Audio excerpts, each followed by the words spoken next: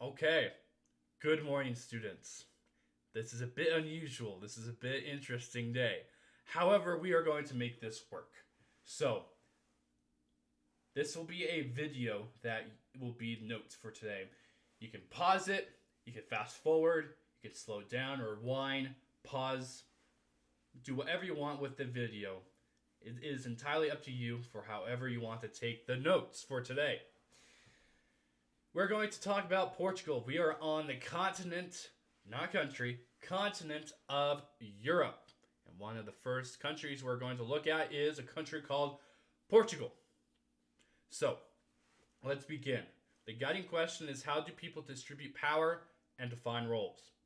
How do people distribute power and define roles? In other words, for example, power and defining roles. In the classroom, in school, who has the power? Would it be the teacher? Would it be the students? How do we distribute power in schools?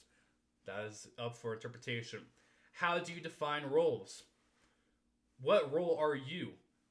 You are a child, you are a kid in a school being taught by adults. What is the role there? Well, that is something that governments, nations, everybody's trying to figure out how to distribute power and define roles. So, let's take a look at a map of Europe. Europe can be defined into essentially 5 different regions: the north, the east, the south, the west, and the British Isles. Northern Europe you can find in green. Eastern Europe is light blue. Western Europe is purple. Southern Europe is yellow, and then the British Isles are red dots. Now, there are 2 countries that are anomalies. They are very unique. They have a unique circumstance: Russia and Turkey. We're going to be talking about Russia and Turkey on a later date at the end of term 3. And when we do, we'll talk about how they have a unique way of portraying themselves as either a European or either an Asian country. So if we look at Portugal, Portugal is in southern Europe. It's in yellow, and it's on the very western part. They are sea people. They love the ocean. Portugal was one of the first people to create, first empires to create a big power in the Americas. If we recall from looking at South America, what language, if you can recall, what language do Brazilians speak? I'll give you a couple of seconds to think about it. What language do Brazilians speak? Okay, hopefully you got your answer. It is Portuguese. Because Portugal and Spain were 2 rival powers. They divided essentially South America up in half. Where the right side was Portugal, they got Brazil, and the left side was Spain.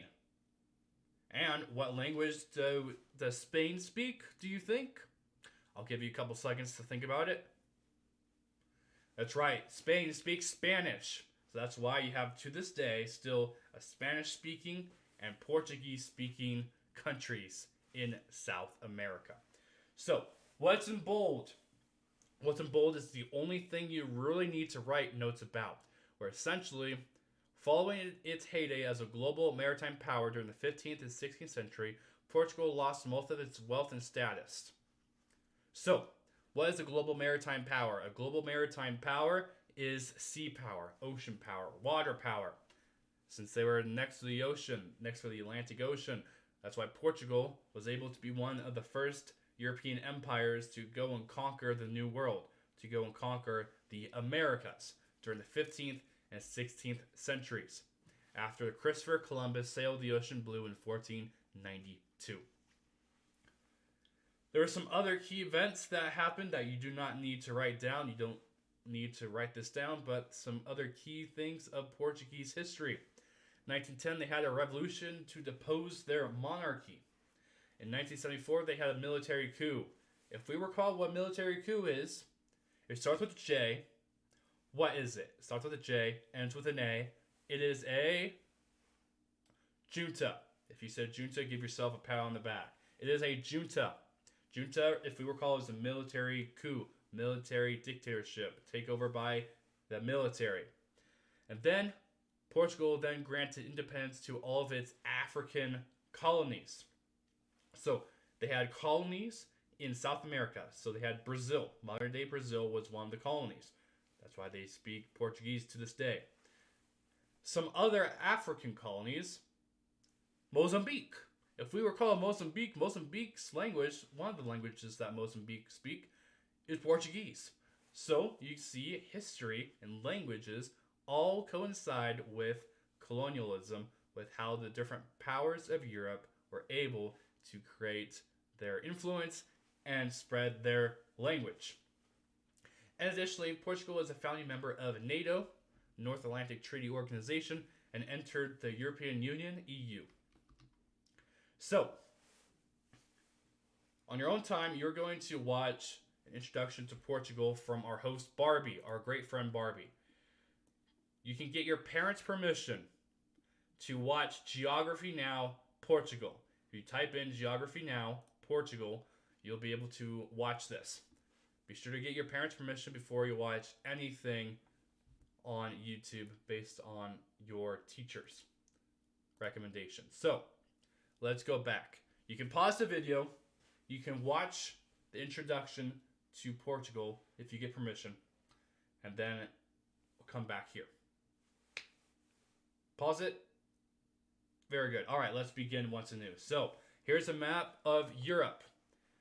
Everything that is in gray is the continent of Europe. And then we see in orange on the western part of Europe is where Portugal is at. Portugal, they are sea people. They love the ocean. They are called the doorstep to Europe. Doorstep to Europe.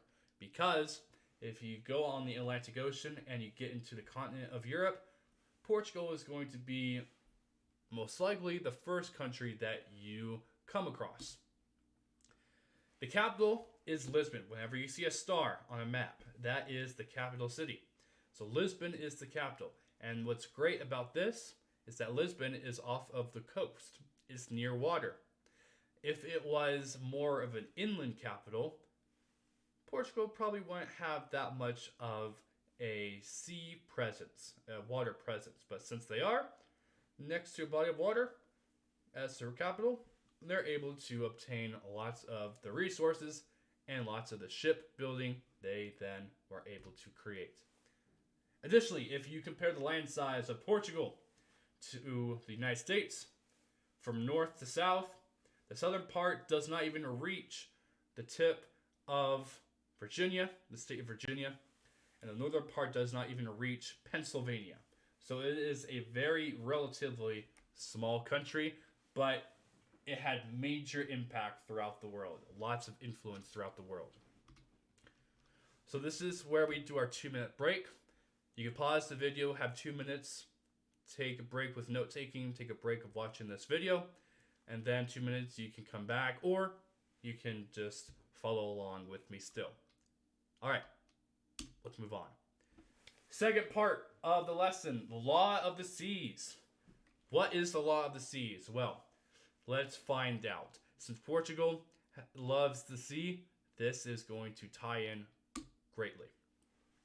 So, who owns the sea? So far, we've learned how physical and human characteristics help determine political boundaries between countries. We learned all those political boundaries. However, 70% of the earth is covered in water. Now, I'm not a psychic. I can't see into the future. However, I'm getting a major presence. I'm getting something. Oh, it's something coming to me. Something about a 70% number. Oh, something about 70% of the earth covered in water. Why is that coming to me? Oh, I see something about it's on a quiz. Okay, so I think that the 70% number is going to be very important for a quiz. Okay. Oh, that was interesting. I never had that premonition before. Moving on. The oceans and seas are full of natural resources like the fish, the oil that countries can benefit from. We get our food. We get our oil. We get our energy from it. If it were up to you, how would you determine who controls the oceans and the seas? So pause the video, think about it. If it were up to you, how would you control? How do you determine who controls the oceans and seas? And now, how would you then create borders in water? We are on land. Our feet can touch the ground. And right now, my feet can touch my carpet. The feet can touch the ground. We are on land. We are on soil. However, we are not Jesus. We cannot walk on water. If we go into water, we sink to the bottom of the ocean, where then there is land where we can put our feet on. However, we'll hopefully have to be able to breathe for a long period of time in order to not die, right? So, if we can create borders on land, how the heck do you create borders in water? How? Well, this aims to figure this out. A thing called the Law of the Seas. In 1982, the United Nations, the UN, created the Law of the Seas as a way to clearly define maritime borders. Maritime relates to the sea, relates to the ocean, relates to the water. The hope was to reduce conflict while still giving countries the opportunity to benefit from the world's oceans and the world's seas to obtain their resources. So let's look at this graphic. The Law of the Sea is divided into four sections. Territorial sea, contiguous zone, exclusive economic zone, and the high seas. Let's start with the first one, the closest. The territorial sea is the water that is 12 nautical miles from the coast. A country has full control of this water, including any foreign ships. So when you go to the beach, the first 12 nautical miles is safe water you can swim without being exposed, without being in danger to any other nation's ships and equipment. You're relatively safe, except for the sharks. If you go to the contiguous zone, it's the water 24 nautical miles from the coast, so double it. A country can enforce laws they have to do with customs or trade, taxation, immigration, pollution. This is where all the politicians do their politicianing, creating those laws in the contiguous zone. Then we go to the exclusive economic zone. This is the water 200 nautical miles from the coast. 200 nautical miles from the coast. The country has the sole rights of the resources, the fish, the oil, in that zone. So we have all of the resources available 200 nautical miles away. So you can get your oil, your energy, your food, your fish, your production, all of that, everything from your coast, 200 nautical miles out, is all yours. It's all of the countries. And then with the high seas, it is the water, all the water beyond the exclusive economic zone. This is the water and all its resources are available to everyone. So if you ever go on a Disney cruise 200 nautical miles away from a coast, you are in the high seas. You are in water available to everyone. No one controls the water beyond 200 nautical miles. It's all fair game. All fair game. So, Mr. Wade, you're telling me all this. Why does this matter? Well, I'll tell you why. The Law of the Sea basically states that any piece of land that borders water, a country controls all resources within its 200 nautical miles. So, for example, let's take a look at the U.S. Dark blue is the United States with the states. So we have in dark blue the 48 contiguous states, then we have Alaska, and then we have Hawaii as the 50 states. And then we have all these other light blues. Mr. Wade, why is there light blue stuff? What is that? Well, these are our territories. These are our islands. These are things that we control. These are the things that we are able to be influenced by. So, the U.S. not only controls the water off the mainland, but water surrounding Alaska, Hawaii, Puerto Rico, various islands in the Pacific Ocean. So even the tiny islands have become very valuable to countries because it gives them sole access to the resources in the ocean. So the more territories you have, the more 200 nautical miles you can control. The more resources you can get, the more opportunities for energy, for food, you are able to obtain. So, why does the law of the sea matter? It sounds great, right? However, here's a question. What happens when countries are closer together, are closer than 200 nautical miles and their water border cross? Or worse, what happens when the country builds man-made islands? Not real islands, man-made islands, fake islands, artificial islands. What happens if they make them so that then they can control the natural resources in that region of the sea? So what happens if you create your own island so you can have 200 more nautical miles of influence of obtaining resources? Well, this is something that China, the country of China, is doing and has been doing for quite some time.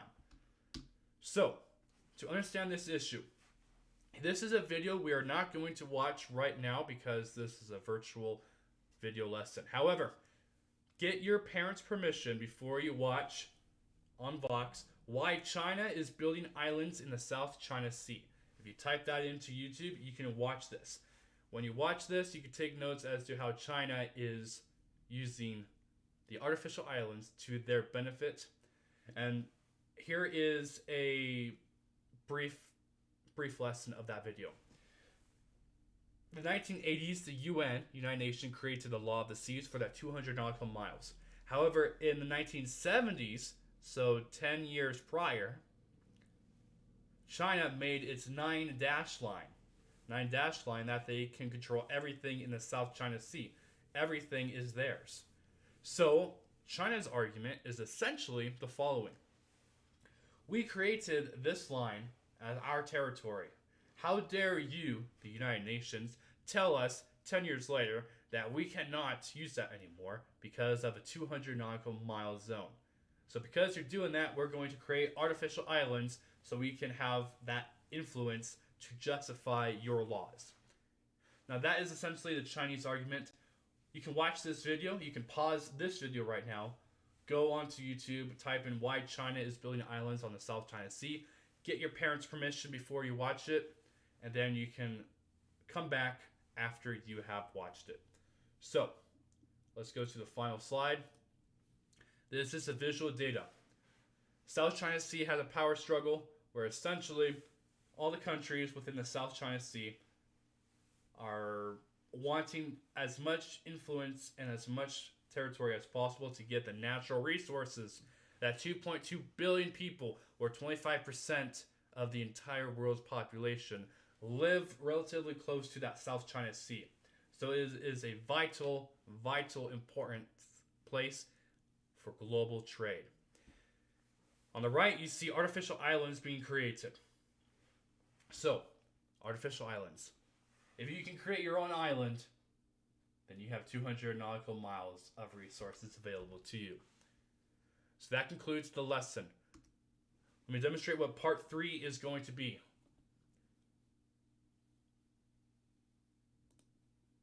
So, on Canvas, you're going to go to 4.1, Europe Introduction Map Understanding. You're going to click on it, you're going to open it up, and essentially this is the direction. Culture, languages, land, and climate. And then you have a map of Europe to help aid you with the different people groups. What you know, what you think, what you wonder about. You are going to complete this and you are going to submit it onto Canvas. What you know about this culture, what you think about its culture, what you wonder about its culture. Do the same thing with its languages, its land, and its climate. This is to focus on different aspects of cooperation and conflict within Europe and serve as an introduction to Europe of what you may or may not already know. As Europe is a continent that the majority of us know about, you're just going to write down what you know, what you think, and what you wonder about Europe. This will serve as the introduction to our Europe unit. And the goal is that this will be the only assignment that will be due. However, we're going to make a deal. If this is the only assignment we're going to do, And every day that we are in class, until the quiz, is going to be, you are going to be taking notes. You will be required, and it will be held accountable to you that you'll take notes, because the quiz may or may not be a little bit longer. More questions about the PowerPoint presentations and the worksheets that we do, as this will be the only assignment we are doing. So, complete this on Canvas, on Europe Introduction Map Understanding. Let us try to log back into our Grant School District portal. Give me 1 second. What's great about this is it kicks you out. So let's go on Student View. On Modules, you click on Modules. You go to Today, 4.1 Europe Introduction Boundaries Map. Click on here. Complete the graphic organizer. You click here to obtain it. Then you'll submit the assignment onto Canvas. Then when you're done with that, we'll see you on Monday. So, have a great snow day. Have a great day pausing throughout this video, rewinding. You can fast forward. You can review everything for this video. You can watch the videos with your parents' permission. And with that, we will talk to you on Monday.